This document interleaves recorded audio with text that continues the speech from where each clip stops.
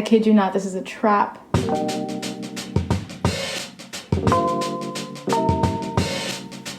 Hey guys, so today is going to be part 1 of my back to school series. In this section, we're going to talk about some tips for productivity and concentration and organization in your online courses or subjects if you're in high school or middle school or elementary school, although I highly doubt anybody in elementary school would be watching this. Part 2 is going to be more about ways to schedule and actually conduct your study sessions, including research-based techniques for learning. Most of these tips can be applied whether you're going to take your classes online or in person or like a mix of both. I've taken online classes before, like in high school and then also throughout college, but it was usually just a few at a time. And so going completely online was a bit of an adjustment.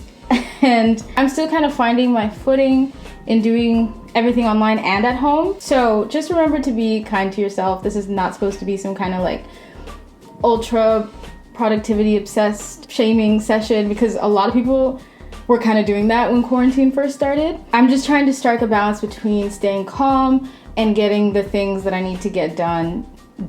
So let's get into some of the things that I've been experimenting with, things that have helped me and can hopefully help you too.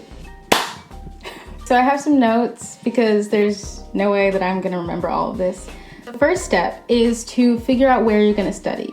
So you want this place to be comfortable enough to where you're not hurting, but not too comfortable where you're gonna like fall asleep. Ideally, that would be like a desk, but I know that it's not always an option. I don't have space to put a desk in my room. So I usually study on the dining room table. There is a desk in my dad's office, but there's just like a lot of books and papers in there, and it just makes me feel really closed in and isolated. I'm already isolated enough. I barely leave my house. So I like being in the kitchen area because it's more open and I'm usually alone there anyways. Other options would be a kitchen counter or like a coffee table with pillows under your butt so your butt doesn't hurt. Or you can use one of those foldable tables that are like for TV dinners. I think like when you want to watch TV in the living room with the couch and the table, and one of those. And you can move it, you can put a desk chair behind it, a kitchen chair, or you can take it outside if weather and wind and insects permit doing homework outside. You don't want your papers flying everywhere, but if it's just your laptop, then you should be fine. If your room is your only option because of space, or it's the only quiet place, and then your bed is also your only option, then I would suggest changing out of your pajamas, making your bed, so don't be like inside under the covers. Also, you can sit upright, like against a headboard or wall, maybe face a window for some light. Try to make a rule that during study time, there's no laying down, okay? Because I used to study on my bed a lot and I'd be like, oh, I can just like lay down because I'm just reading this part or whatever. No, my mom has so many pictures of me asleep with my notes like sprawled out all over the bed, or like my book on top of me. It just, laying down does not work. Usually you'd want to have like a distinction between your study area and your sleep area so that you can get into the zone for both easier. But in this case, like your distinction could be sitting up, laying down. Yeah. Also, a thing that I learned like this week is not to keep your laptop on your bed or like on your blankets, because it turns out that my fan or vent was sucking in all the lint from the blankets and it was causing my laptop to overheat. So there's these like stands that you can put under your laptop that I need to get, or you can just put a book or put it on your legs. That's what I've been doing right now. The next couple of tips are about timing. So for asynchronous classes, the way my school is doing it, some classes are synchronous where you have a set time and that's when like your lectures are going to be or whatever. Other classes are just on their own time, like you do it on your own time. So I'm guessing professors will be just posting lectures or PowerPoints or whatever, I don't know. But what I did is I put a physical time in my calendar as though like I have that class at that time. Because what used to happen was I would put that class to the bottom of the pile all the time and I wouldn't do anything until something was due and I was rushing and it just wasn't great. So if you put a time in, then you know that you will actually work on that class. And then the next thing is to have a goal time of when you want to start and stop your schoolwork. I know a lot of times if I don't, like my work will just stretch to the whole day and end up, you know, I feel like I've been doing school from like 8 a.m. until 11 p.m. and it just doesn't feel nice. I feel like there's always this pressure to always be busy. And if you finish stuff early, you're like, oh, well, I have more time, so I should just keep working, right? Because our work stretches to fit the time that we give it. But then you burn out faster, and that whole time that you stretched it out to probably wasn't that productive, and you're probably tired and getting distracted a lot. But if you have a set time, like maybe 9 to 5, like a work day or something like that, I'm thinking I might do 9, whatever. Then you can be more efficient during that time and actually get things done. And this also gives you that extra push to make sure that you take time for yourself. Once you have those set start and end times for your schoolwork, I would suggest having a morning and night routine to anchor yourself to the beginning and end of your day. This doesn't have to be like super rigid. I actually feel like that's counterproductive, because then you feel like your whole day is overplanned and overscheduled, and it just, it's not fun. You can write out like what an ideal morning and ideal night would be for you, so you can start to figure out like which things you would enjoy doing during those times. For me, oh my gosh. For me, I like my morning routine to be energizing, so I can like feel like I want to start the day. And then I like my night routine to be cozy. It's just nice to have a space that's just for you, and you don't have any external deadlines or obligations, stuff like that. And if you do have things like scheduled meetings or obligations in the morning or night, you can even just do one thing like for 15 minutes that you like, drawing or meditating or walking, I don't know, something, just so you can feel like you're starting your day on your own terms and you aren't just like waking up and drowning yourself in work. Okay, so my next tip is about lectures. Watch your lectures live, okay? When we first went online back in March, I was kind of like in a slump and I was always alone and I just was not feeling up for lectures. Or sometimes something would happen, like somebody had to come fix the Wi-Fi, or I'd just get distracted, things like that. And I would tell myself, oh, the lectures are recorded, so it's fine. Like I can just watch it later.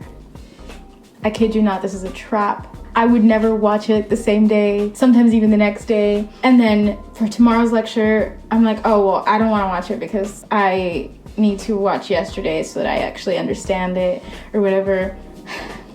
They just end up piling up, and I had to like cram a bunch before the exams. You will make your life easier if you just watch your lectures live. And then that way you can also ask questions like while you're there, and you don't have to email the professor about it later. And then you can just use the recorded lectures as a backup, like if you miss something and you want to write it down, or if you just want to review. And another thing is make sure that you check when you are on mute, and check like again too, in case you accidentally turned mute off. And also if you have other people in your house, because it would be very embarrassing if you said something like about the class, or if somebody said something. Just make sure you're on mute, unless you want to ask a question. So now for distractions. So first, close all of your extra tabs. And then one thing that I like to do is split my screen between the lecture, like the Zoom lecture or whatever, and wherever I'm taking my notes. Because I find that it's easier for me to keep up when I'm typing, and also it helps me not space out completely. However, research has shown that handwriting your notes actually helps you process the information better. So you can do that like during a study session, but I will elaborate more on that in part 2 of this series. Social media isn't really my biggest distraction when it comes to my laptop, because I have to log in and I'm just too lazy to do that. But I do find myself looking at recipes for some reason. So you can use website blockers like Freedom if you need an extra barrier besides the split screen. I don't know if you can open three tabs as a split screen. I've never really tried it, but that's extra work. So the harder you make it for yourself to get on there, then the better. When it comes to my phone though, I have like muscle memory of where my social media apps are. I'll open my phone and find myself going straight to Instagram, even though I meant to Google something or whatever. The most beneficial thing would be to delete the app, or delete the apps that distract you the most. But I kind of use Instagram for like YouTube and my food Instagram, even though I barely post on there. But I'm trying to post more. So I don't really want to delete it. So what has helped me, or it helps temporarily, is to move the app. somewhere else. So right now I have it on the second page, so I have to swipe to get to it, and my fingers have not gotten used to where it is yet, although they're starting to. But that helps for now. And another thing you can do is leave your phone in another room so that it just won't distract you at all. Study breaks are really important. One thing you can do is walk to class. So it doesn't have to be as long as how long it usually take you to walk to class, but having something that you know is going to happen, like switching your classes, can be a good place to put walking in, because then you don't have to think about it. I find that if you sit too long, your butt hurts, you get tired, then you're less productive, and also it's just not good to sit for a long time. So if you walk, you can get some of your energy back, and you can just walk in circles in your house. I do that a lot. Sometimes I use this time to catch up on Duolingo. I've been trying to learn Spanish for forever and being more... Wow, somebody's calling. I need water anyways. Anyways, you can go outside and get some sun as though you were walking to class, but without the pressure of being late because you're still near your house. Having non-screen breaks is also important, especially with all the extra screen time that we're having because of school. This can help you avoid headaches and like eye strain and all that stuff. So you can do mini exercises or just move around randomly or dance, draw, play with your dogs if you have one.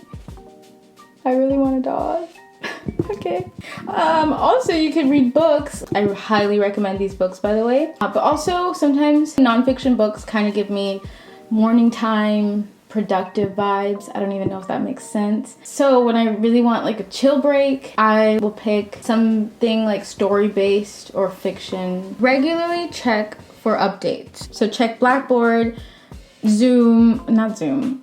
I don't think anybody posts updates on Zoom. Check Canvas, Microsoft Teams, other platforms that your professors are using. I know that when we first went online, every single professor picked different platforms, and sometimes they would use multiple. It was just kind of confusing. So you can avoid this if you have a set time every day, like maybe the start of your school day or the end of your school day, where you check all the platforms. Keep track of your grades. On Notion, which I will talk about more later also, there's one template that is a grade calculator. I can't help myself. I need to know what my grade or my average is. So I'll find myself like saying, okay, if I get like a 90 on this test and an 80 on this quiz and like blah, blah, blah, then what will my average be?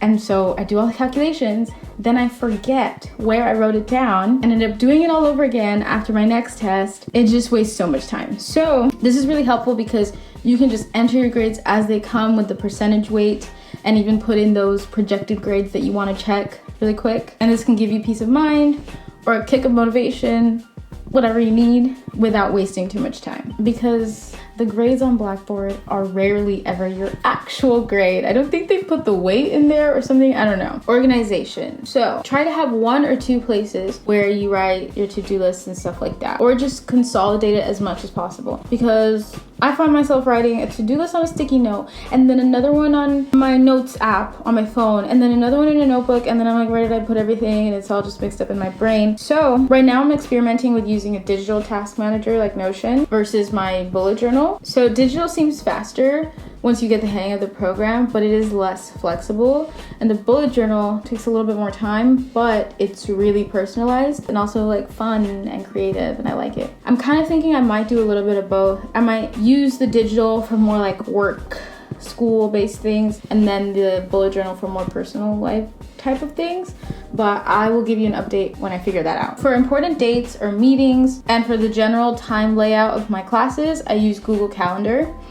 And Notion also has a section where you can insert your Google Calendar so that, you know, that's more consolidating. You have one place where you can like click to a bunch of things, so that's cool. Also, Notion is free for students now, by the way, which I like. Because I used to hear about it and I was like, I'm not about to pay for that. I feel like everyone says this, but put in all your due dates and your tests in your calendar at the beginning of the semester. I really want to start doing this. I've been checking, because I start school in less than a week, and I've been checking to see if the syllabi are uploaded, and they are not. So I'm assuming maybe they have to make some more changes because of switching to online. But if it is available to you, then I would suggest doing it before school even starts so you don't have to worry about it when you're doing your assignments. But if it's not available until like the first day of class, then you can do what you can, but finish putting all the dates on the first weekend of school. Because I tried to tell myself one time that I would put it in, month by month or whatever. No.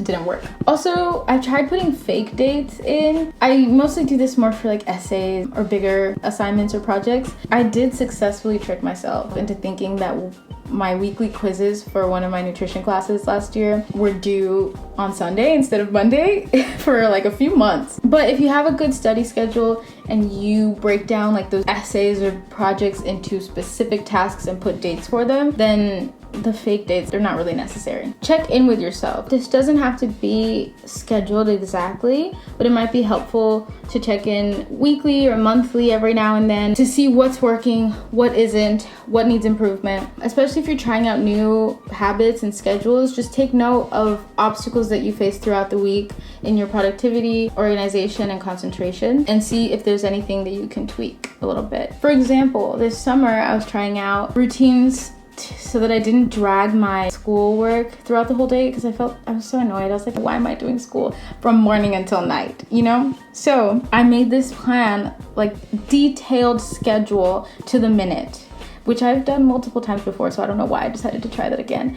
But it just never fails to stress me the heck out, okay? And I put alarms for when each thing needed to be done, like everything, like showering, exercising, eating, but that didn't leave any room for unexpected things or when things would take longer than I thought that they would take, and then I would just be backtracking alarms, and I just felt like I was continually being rushed, which is not pleasant. When I checked in with myself and realized this wasn't working, I decided to make a more flexible schedule that was still structured but allowed for like real life. Okay, and this definitely reduced my anxiety levels significantly. You can also use your check-in to start to notice how long it actually takes you to finish your tasks, because I feel like one of the hardest things, for me at least, when it comes to scheduling is knowing like how long to give yourself for things. If you start to realize how long you've been taking for like a lot of recurring tasks, then after a while you get to know your general pattern and your time needs. After all of these tips, I just have to say, try not to spend too much time organizing and planning, even though that's what this whole video was about. It's literally my favorite part, so this is hard for me. I would much rather make a schedule or a to-do list than actually do the things on my schedule or to-do list. So just limit your time, like maybe like pick a day on the weekend that you're gonna schedule, do your planning for the week. And once you have your systems in place, it becomes a lot easier and faster. Thank you guys for watching this video. I hope that you found at least one thing that you can implement in your routine this semester. Stay tuned for part 2 for scheduling tips and some science-backed study strategies. I will see you in my next video. I love you. Bye. You would enjoy doing during those times. Doing during those times. For me, oh my gosh.